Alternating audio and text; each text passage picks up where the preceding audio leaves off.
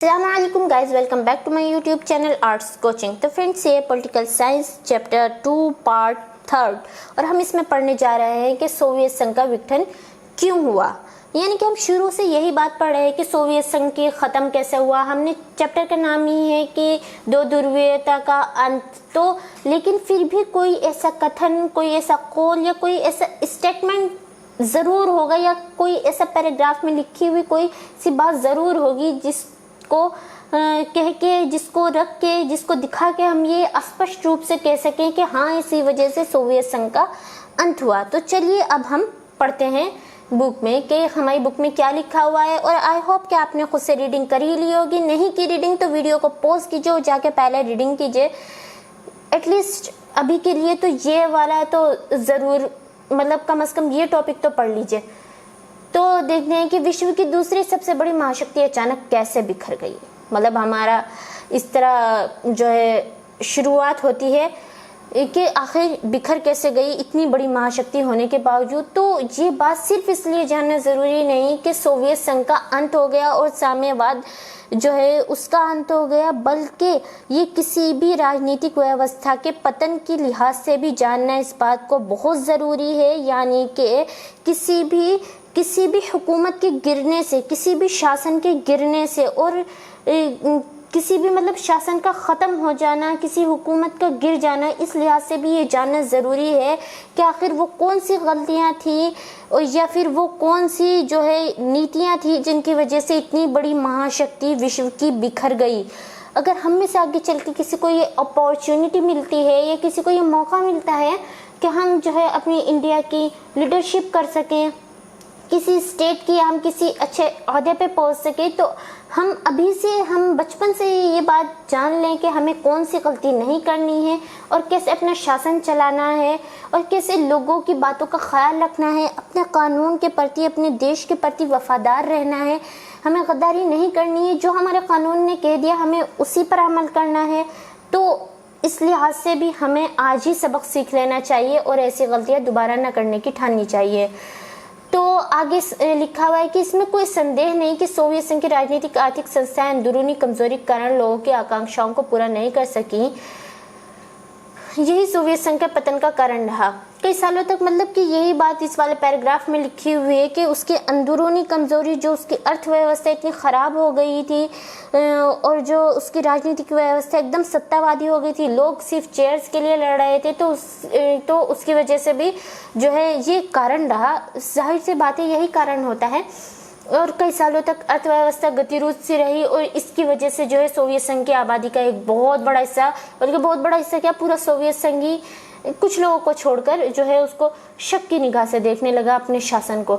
ये व्यवस्था इतनी कमज़ोर कैसे हुई और अर्थव्यवस्था में गतिरोध कैसे है। मतलब ये व्यवस्था तो इतनी मजबूत थी कि यहाँ पिन से लेकर कार तक खुद से वहाँ पे जो है बनता था, वहाँ पे मतलब सारी चीज़ें मौजूद थी। उसका ट्रांसपोर्ट सिस्टम भी काफ़ी डेवलप था, कम्युनिकेशन सिस्टम काफ़ी डेवलप था, जैसे कि हमने पढ़ा।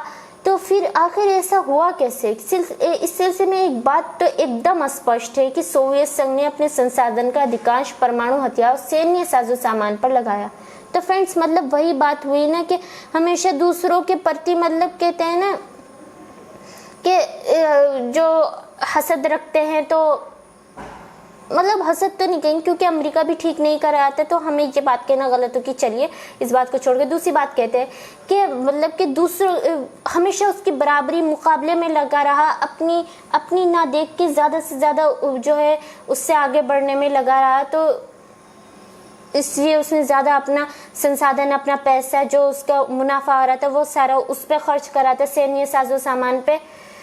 उसने अपने संसाधन पूर्वी यूरोप के अपने पिछड़े देशों के विकास पर, मतलब जो उसके साथ जो देश पीछे लगे थे उनका भी मुंह भराई कर रहा था, वो उनके भी विकास पर खर्च कर रहा था ताकि वो लोग कहीं उसका साथ ना छोड़ दें। और जो है इससे सोवियत संघ पर गहरा आर्थिक दबदबा बना और सोवियत संघ इसका सामना नहीं कर सका। इसी के साथ एक और बात हुई पश्चिमी मुल्कों की तरफ, मतलब इसके साथ और लोगों ने ये भी जाना, जैसे कि हमने पिछली बार जाना था कि लोगों को ये कहा गया था कि हम पश्चिमी मुल्कों से ज़्यादा आगे हैं, हम ज़्यादा तरक्की याफ्ता हैं, हमारी जो है व्यवस्था ज़्यादा अच्छी है, शासन व्यवस्था। तो लेकिन लोगों की जानकारी बढ़ी, लोगों ने जाना कि हम बहुत पीछे रह गए, तो इस वजह से लोगों का जो है एक भरोसा वहाँ के ऊपर उसके ऊपर से उठ गया। सोवियत संघ प्रशासनिक और राजनीतिक रूप से गतिरोध हो चुका था। सोवियत संघ पर कम्युनिस्ट पार्टी ने 70 सालों तक शासन किया और ये पार्टी अब जनता के प्रति जवाबदेह नहीं रह गई थी। मतलब कि ये पार्टी जो है वो हो गई थी कि हम कुछ भी करें, क्या चाहे कुछ भी करें, इतना लंबा उन लोगों ने शासन किया था। यही तो इनकी कमी थी कि इन्होंने अपोजिशन की जगह नहीं रखी, सिर्फ एक पार्टी को, मतलब इन्होंने इस बात का तो हल निकाल लिया कि एक आदमी निरंकुश हो जाता है, तो इन्होंने पार्टी की संस्था लाई। पर उन्होंने ये नहीं सोचा कि चाहे पार्टी मतलब चाहे पूरे सारे लोगों को एक साथ जमा करके चलाया जाए, तो जब तक उसके अपोजिशन में लोग नहीं रहेंगे, जब तक कि उसको इस बात का खतरा नहीं लगा रहेगा कि जो है अगर मैं गलत करता हूँ तो मेरी हुकूमत ख़त्म हो जाएगी, तो तब तक जो है लोग जो है निरंकुश बन ही जाते हैं। तो यही इनकी कमज़ोरी थी, गतिरोध प्रशासन, भारी भ्रष्टाचार और अपनी गलतियों के सुधारने में व्यवस्था की क्षमता, शासन में ज़्यादा खुलापन लाने की प्रति अनिच्छा, देश की विशालता के बावजूद सत्ता का केंद्रीकृत होना, इन सारी वजह से जो आम जनता अपने आप को अलग थलग महसूस कर रही थी, वो अपने आप को मतलब जो शासन में बैठे हुए लोग हैं उनसे जोड़कर नहीं देख पा रही थी। इस तरह जो है जनाधार यानी कि लोगों का जो वहाँ के जनता का जो विश्वास था वो खिसकता चला गया। मिखाइल गोर्बाचेव ने के सुधारों में इन दोनों समस्याओं का समाधान का वायदा था। गोर्बाचेव ने अर्थव्यवस्था को सुधारने, पश्चिम की बराबरी पर लाने और प्रशासनिक ढांचे में ढील देने का वादा किया। मतलब कि गोर्बाचेव साहब ने तो पूरा, मतलब मिखाइल गोर्बाचेव पूरी कोशिश कर रहे थे, मतलब कि सुधार लाए जाए। उन्होंने कहा कि प्रशासनिक ढांचे में, यानी जो हुकूमत का जो एक ढांचा, जो एक पूरी एक मतलब शुरू से एक नीति सी बनी चली आ रही, उसमें ढील का भी वादा किया था उन्होंने। तो वो तो मतलब सही काम कर रहे थे। तो फिर भी उसके बावजूद ये क्वेश्चन जो है राइज होता है कि जब एक आदमी ने ठीक करना शुरू कर दिया तो फिर भी सोवियत संघ कैसे ख़त्म हो गया। तो यहाँ पर आके जो है ये क्वेश्चन जो है ज़्यादा मतलब कंफ्यूज कर देता है हमें। तो इस स्थिति को हमें आगे के इतिहास का शायद ज़्यादा बेहतर ढंग से समझा पाए, मतलब हम आगे पढ़े तो शायद हमें समझ में आए बात। सबसे सटीक उत्तर तो ये जान पड़ता है कि जब गोर्बाचेव ने सुधारों को लागू किया और व्यवस्था में ढील दी तो लोगों की आकांक्षाओं परीक्षाओं का ऐसा जवार उमड़ा जिसका अनुमान शायद ही कोई लगा सकता था। मतलब फ्रेंड्स, इस पैराग्राफ में यही कहने की बात की गई है कि गोर्बाचेव साहब ने शुरुआत तो कर दी थी, लेकिन वो शुरुआत ऐसे वक्त पर हुई जब सोवियत संघ पूरी तरीके से लोग सोवियत संघ के शासन से आजिज आ चुके थे। और जब उन्होंने सुधार करने की शुरुआत की तो लोगों की उम्मीदों का, आकांक्षाओं का ऐसा जवार उमड़ा कि जो सोवियत संघ की जो अर्थव्यवस्था थी ना, मतलब लोगों को इतनी उम्मीदें वाबस्ता थी, लेकिन सोवियत संघ की अर्थव्यवस्था बहुत कमज़ोर थी, वहाँ की राजनीतिक व्यवस्था काफ़ी कमज़ोर थी, वो उसका भार नहीं उठा पाई। तो ऐसे में क्या हुआ कि, और फिर दूसरी बात ये हुई कि जो कम्युनिस्ट पार्टी के लोग थे, जो सोवियत संघ की शासन से फ़ायदे में थे, उन लोगों ने एकदम, उनकी सोच एकदम विपरीत थी। जो लोग उम्मीदें लगाए बैठे थे उन लोगों का कहना था कि सोवियत संघ, वो मिखाइल गोर्बाचेव जो हैं काफ़ी धीमी गति से विकास कर रहे हैं, वो लोग अपना सब्र एकदम खो बैठे थे। और जो कम्युनिस्ट पार्टी के लोग थे वो कह रहे थे कि मिखाइल गोर्बाचेव साहब बहुत ज़्यादा हड़बड़ा रहे हैं, उनको इतनी तेज़ी नहीं करनी चाहिए।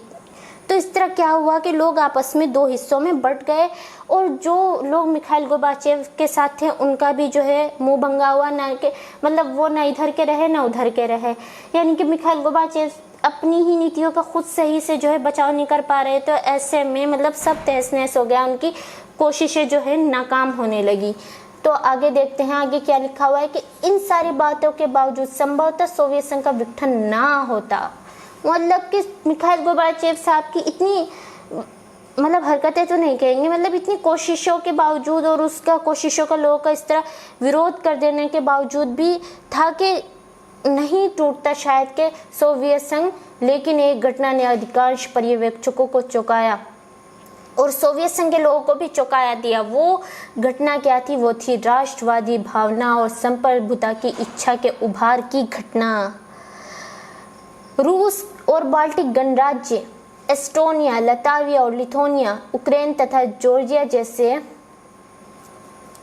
तो फ्रेंड्स बीच में ये आ गया, ये इसके बारे में मैं आपको बता देती हूँ कि ये मुझे इस बुक का सबसे अच्छा वाला पोर्शन लगता है, सबसे अच्छा पेज लगता है कि देखिए इसमें जैसे हमने इतनी सारी बातें पढ़ी, अब हम कहाँ कहाँ ढूंढने जाएंगे, अलग अलग जगह लिखी हुई है, एक बात एक पेज पे तो दूसरी बात कई पेज छोड़ के अगली पेज पे। तो ऐसे में इस बुक में क्या होता है कि शुरू से आखिर तक एक पूरा घटनाक्रम दे दिया जाता है, तो इस तरह हमें आसान याद करने में भी आसानी होती है। और इधर मिखाइल गोर्बाचेव साहब के बारे में दिया गया है जो सोवियत संघ के अंतिम राष्ट्रपति थे। तो अंत तक यहाँ दे दिया गया। तो हम क्या पढ़ रहे थे कि राष्ट्रवादी की उभार के बारे में, राष्ट्रवादी भावनाओं के उभार के बारे में। तो फ्रेंड्स यही वो कारण हुआ जिसे सोवियत संघ के अंतिम और सबसे तत्कालिक कारण माना जाता है सोवियत संघ के विघटन होने में। अब आप सोच रहे होंगे कि राष्ट्रवादी भावना क्या? राष्ट्रवाद की डेफिनेशन सबसे फर्स्ट हम जानेंगे कि राष्ट्रवाद कहते किसे। राष्ट्रवाद कहते हैं अपने देश के प्रति, अपने राष्ट्र के प्रति लगाव की भावना को राष्ट्रवाद कहते हैं। तो ऐसे में जो ये बाल्टिक गणराज्य थे, अब आप सोचे होंगे कि बाल्टिक गणराज्य है क्या? तो यहाँ पैराग्राफ में जो तीनों देशों का नाम दिया गया है, एस्टोनिया, लताविया और लिथुआनिया, इन्हीं तीनों देशों को मिलाकर बाल्टिक गणराज्य कहा जाता है। ये तीनों देश जो है रूस से सटे हुए थे, मतलब दाएं हाथ पर तो बड़ा सा रशिया इनसे मिलता था, सीमा मिलती थी रूस की, और बाएं हाथ पर जो है एक समुंदर था, उस समुंदर का नाम था बाल्टिक सी। तो इसी वजह से, और ये तीनों देश की सीमा जो है, मतलब ये तीनों देश उस समुंदर के साहिल पर थे, एक तरह से मतलब लगे हुए थे उसकी सीमा से। तो इसी वजह से इन तीनों देशों को बाल्टिक गणराज्य कहा जाता है। तो फ्रेंड्स इनमें सबसे ज्यादा राष्ट्रवादी की भावना का उभार हुआ, यानी कि इन्होंने कहा कि इतना बड़ा सोवियत संघ होने के बावजूद सारी सत्ता जो है रूसी में, पूरा शासन रूस का चलता है। ऐसे में हम किसी से कम हैं क्या? हम अपने देश का शासन खुद से चलाएंगे, उनको अपने देश के प्रति प्यार उमड़ा उनका क्या, मतलब कि हमें जो है हम अपने देश को खुद से आगे बढ़ाएंगे, हम इस पर खुद से शासन करेंगे, ये हमारा देश है, हमारा इस पर हक है, किसी का हक नहीं है। तो यही वो जो है कारण हुआ जिसे सोवियत संघ का सबसे जो है अंतिम और तत्कालिक कारण कहा जाता है सोवियत संघ के विकसित होने का, राष्ट्रीयता और संप्रभुता के भाव का उभार, इसी को कहा जाता है। तो अगर आपसे पूछा जाए कि सोवियत संघ का सबसे अंतिम और तत्कालिक कारण क्या हुआ, तो हम कहेंगे कि बाल्टिक गणराज्य और यूक्रेन, जॉर्जिया जैसे देशों में राष्ट्रवादी भावना और संप्रभुता की इच्छा के उभार ही जो है सोवियत संघ के विघटन होने का अंतिम और तत्कालिक कारण हुआ। तो ये इसका आंसर होगा। तो लेकिन इस मसले पर भी लोगों की अलग अलग राय है। कुछ लोगों का कहना है कि सोवियत संघ के समूचे इतिहास में जो है राष्ट्रवादी की भावना कहीं ना कहीं इसकी तड़प आपको पूरे इतिहास में जरूर महसूस होगी, चाहे मिखाइल गोर्बाचेव साहब ये सुधार करते या ना करते, इसको तो होना ही था, एक दिन ये प्यार उमड़ कर आना ही था। लेकिन खैर से ये तो एक अनुमान लगाना हुआ।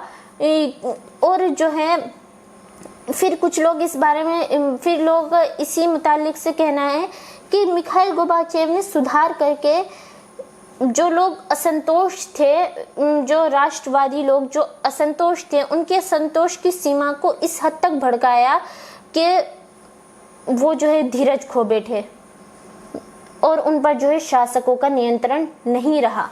और दूसरी विडंबना यह है कि शीत युद्ध के दौरान बहुत से लोग सोचते थे कि सोवियत संघ के मध्य एशियाई गणराज्यों में राष्ट्रवादी आकांक्षाओं का उभार सबसे दमदार होगा। तो मतलब दूसरी बात यह है कि कुछ मतलब लोग सोचते थे कि अगर कभी जो है सोवियत संघ में जो है वो हुआ, राष्ट्रवादी के मुतालिक से कोई भी किसी भी किस्म की वो हुई, क्या कहते हैं, कोई भी आंदोलन चला, तो तो सोवियत संघ के मध्य एशियाई इलाकों में, मैंने आपको मध्य एशियाई देशों में मैंने आपको पिछली वीडियो में भी बताया था कि मध्य एशियाई देश कौन कौन से हैं। तो बता देती हूँ अभी के लिए भी कि Kazakhstan, Uzbekistan, Kyrgyzstan, Tajikistan, Turkmenistan, ये सब मध्य एशियाई देश हैं। लोगों को लगता था इन देशों में सबसे पहले राष्ट्रवादी का आंदोलन चलेगा, क्योंकि ये लोग जो है ये नस्ली लिहाज से भी अलग थे रूस के लोगों उसके, और धर्म के लिहाज से भी अलग थे, और आर्थिक रूप से भी पिछड़े हुए थे। लेकिन ऐसा नहीं हुआ। राष्ट्रवादी भावनाओं का